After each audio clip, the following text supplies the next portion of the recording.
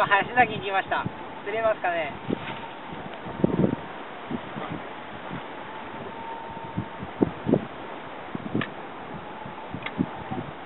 初めての場所なんでさっぱりわからないですけど、だいぶ潮が流れてますね。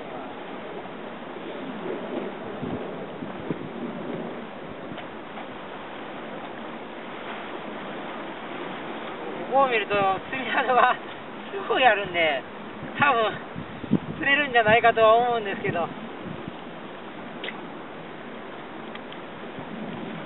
少し流したんで、このしゃくってみますね。しゃくりながら流すみたいな。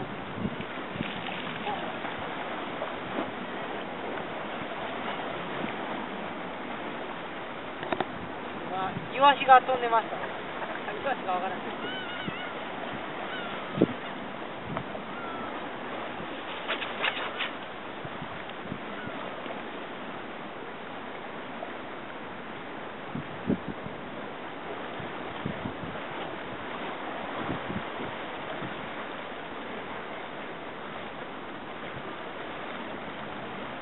流れのあるところはテンションをかけるとなかなか落ちにくいんで、ちょっとフリーフォールしてあげます。レールを落としてあげて。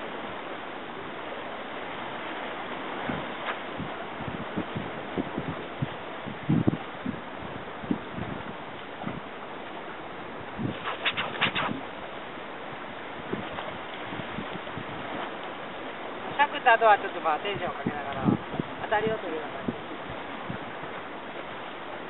ちょっと当たりがなかったらこうさせながら、あとテンション。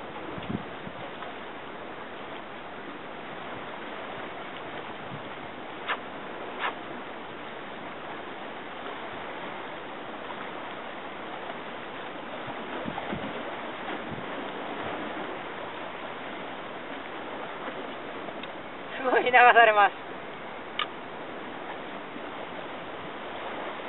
どんどん流されますね、これは。こういう時は沖に流してみましょうね。